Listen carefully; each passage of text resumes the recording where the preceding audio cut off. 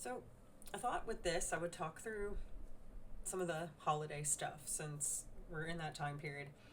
It's interesting because every time we get towards the end of the year, everybody gets stressed. And when you look at it from like a superficial point of view, obviously everyone's got to buy presents and, everybody's getting together and all the rest of it. But, it goes deeper than that because it's the whole concept that this life, this year, you can't go back. You can only go forward. And again, that should be comforting, but it's one of those situations, right? We reminisce. We sometimes look at the past as being better than it was, or worse, or sometimes accurately. It depends on what we're talking about. But it's also just that whole idea that it's gone. You can never go back. But you knew what was there, right? You already been through it. You know it. So there's some level of comfort in the discomfort in that, which is an interesting concept. But then when it comes to the future, we don't exactly know. So there can be some fear. So that's, I think, what happens when it comes to the end of the year. You're trying to consolidate what's happened and come to peace with that, whatever it is. And then also you've got something new coming and you don't know. Now, that is why I do like to talk about numerology. I think I'll do a video on, like, once you reduce down to get a number for the year. You can also talk about, in terms of Chinese astrology as well, that can tell you what animal it is. I think we're in the snake right now. I need to double check that, but I'm pretty sure this is snake. So next year, obviously, is going to be a different animal, different meanings. So I might do a little thing on that. But it's worth knowing these things because it gives you an idea of the energy of the year to come. And then it takes the guesswork out. It isn't this whole, I don't know what's coming. Now, obviously, you can go more personal than that in terms of your own chart and what signs you have and whatever. That can then show you how it correlates with the energy of that year. Does it work well? And does it work well in some areas and not in others? But I thought some of the stuff I might talk about, because I want to talk more about like health and things a bit more here. That's something I'd like to. So obviously people tend to go to excesses around Christmas. And look, it's one of these situations. If you're at your somewhat goal weight or goal health, goals in general in terms of your physicality, I guess it's not a huge deal. But again, you got to think about this time period. If at the end of it you just don't feel good, you know what I mean? Like per day, you just gorge yourself and afterwards, you feel guilty or you feel bad about it. That's where the problem is. Now, obviously, I'm not shy about saying what I'm about to say. I've said it in other videos and I'm going to say it now. Obviously, there are lots of layered challenges in terms of consuming a lot of the stuff that's served around this time. So it's a lot of high amount of animal products, and junky food in general. So none of those things are good for us, obviously. And it comes down to, how does it make you feel after you do it? That's the cool part about this day and age. There's so many alternatives, and they're healthier. They make you feel better. Why not do that? And that's the other cool. Like, if you apply a little bit of ingenuity, you can create your own traditions. You don't have to do what everybody's been doing since, I don't know, the 1920s or whatever it is. Like, we have to have these things. I understand tradition, but a lot of times when you think about human beings and our traditions, they're kind of cruel to one being or another. And why do we make that a tradition? It's kind of strange when you think about it. And if you don't want to think about these things, and you don't, it can be uncomfortable, which again, this type of topic can, it's worth thinking, why not reduce cruelty where we can, both to ourselves and to others? And the cool part is, the foods that don't have these animal products in them, they actually taste better. Because when you think about it, and I thought I'd bring this up, people put spices and all kinds of things onto animal products. The spices are plants. So we're like trying to disguise the animal food with plant material because we actually want the plants. There's all kinds of clues everywhere. All you have to do is just pay attention. So it's very easy nowadays to swap other versions. And like I said, they usually taste better. In fact, I think they all taste better, but you have to try it to see. And then afterwards, like I said, you feel better. So it depends on what your goals are, right? Now, sometimes I talk to people and I bring up my personal goal that I carry throughout my life is longevity. I want to live a long, healthy life. And some people sort of say, well, I want to live, hard and fast. Well, you only do because people are afraid of getting older. But why are you afraid of getting older? If you trash your body when you're young, yeah, it's going to be a bit spent by the time you're older. And then, of course, that changes the dynamic. But imagine if we didn't do that. Imagine if we changed it and made self-protective practices higher on the list. That was something we made more of an effort to do. Wouldn't that change the dynamic? And look, at the end of the day, everybody has to make their own decisions. Like, we live in a society where that's allowed. And frankly, by and large, obviously, I approve of that. I want that. There are some things that I think are outdated and were never good for us, and we shouldn't still keep doing, especially since we're in the information age. We have the availability now to understand things.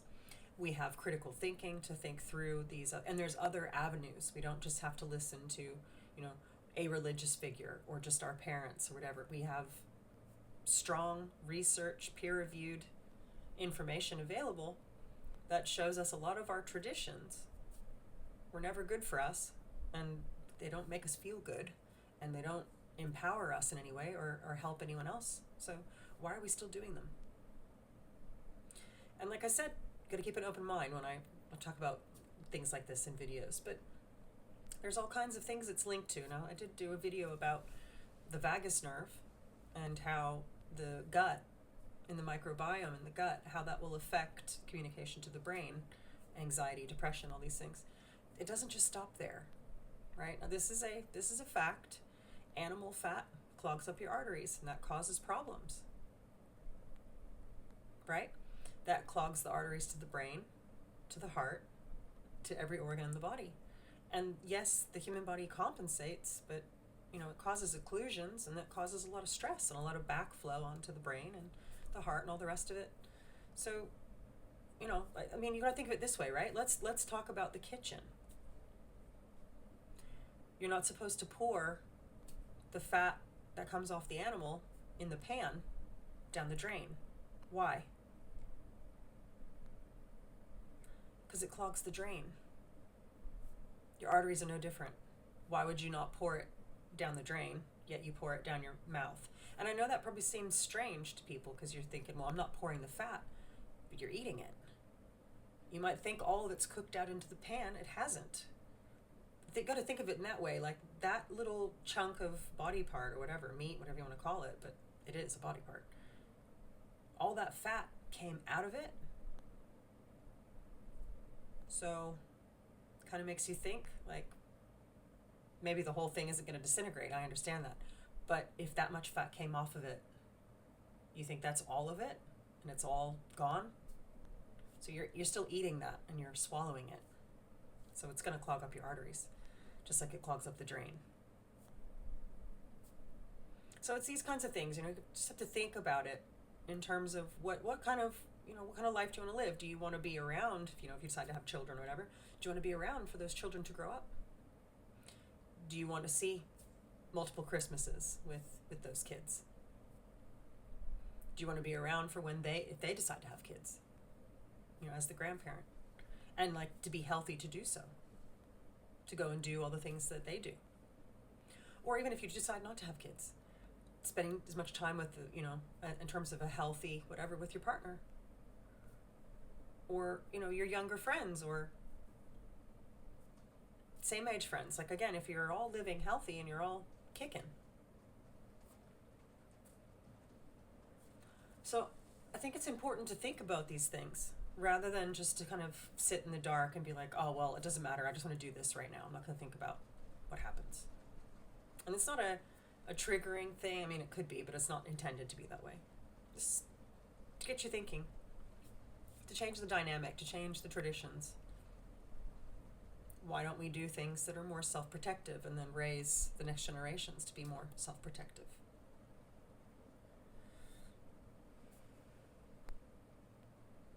Now, obviously, I don't think it's final at the end of the day. You know, we live other lives. Some people don't believe that, and that makes it even more interesting. Why would you want to waste this life if this is the only one that you have? Having said that, why would you want to waste any? For all of, I believe we have many. Why do that? So it's these kinds of concepts where you kind of have to be open to sort of turning things around. Ask yourself, it's a good time, you know, New Year's resolutions and all. It's a good time to reestablish and think about what types of things am I doing right now that are keeping me from being who I want to be, from feeling as good as I want to feel, having all the energy and all the goals and all the things that I want to achieve. What, you know, are the things I'm doing now, are they making it difficult or even preventing it in the future? So it's worth taking that time, and it doesn't matter if it's cliche. You don't have to tell everybody. You know what I mean? You don't have to go online and say, you know, new year, new me. You don't have to do that. You could simply, better in fact, to do it on your own. One of these are the types of things you should keep to yourself, really. But make your list. What types of things did you do this year that you think, I don't really want to do that next year? And this is a big one, and I did talk a little bit about this whole idea of addiction. You have to replace it with something else. You can't just, right? That's what all these replacement things are brilliant for in terms of animal products. Let's go back to that. There's literally multiple animal product replacement things now. And I don't like the term replacement, but when you're transitioning, you do need a replacement because it's an addiction. This is what's interesting. You got to think of this stuff. It's a food addiction. So when it comes to addiction, because you can have good addiction and bad addiction. Human beings are addictive beings. That's the truth. So are you addicted to things that are health promoting? Or are you addicted to things that are self-destructive? So it's about working those things out. Find the self-destructive thing that's not getting you what you want in this year. And if you need to have a little in-betweener, do that. There's no shame. You don't even need to tell anybody. It's somebody else's business anyway. Or if you want to go directly to the thing that's a better switch, it's actually better for you. You know, again, you can reach out to me if you want alternatives, because I know plenty of things and I can give you advice and tips on that. I have quit many self-destructive addictions, many. So I know it works, and it's just a matter of having someone there to support you through it and finding ways to get through it and keeping that cycle going. So, you know, I might do some videos on that. But I think it's worth this time. Like I said, I might do some videos, I will, on the year ahead, you know, what's coming. And just little tips and pointers on how to actually cut addiction, how it actually works, right? And to change it into things that are more health promoting. And, you know, you'll feel better. That's the thing. Because I've done it all. I had my own addictions, and I switched them and moved forward. So I'm telling you, it can be done. And it's not that hard. It just takes organizational skills and a desire to keep going forward, to do something different. And the cool part is the alternatives are actually nicer. They really are. They taste better, usually, always, in my opinion. They make you feel better. You know, all these types of things. So it's worth paying attention to. This is the time to do it. Consolidate, and then set up next year better. Like I said, I'll have more videos coming out, but just consider those things and start to get your head around new ideas, new ways to live for the years to come.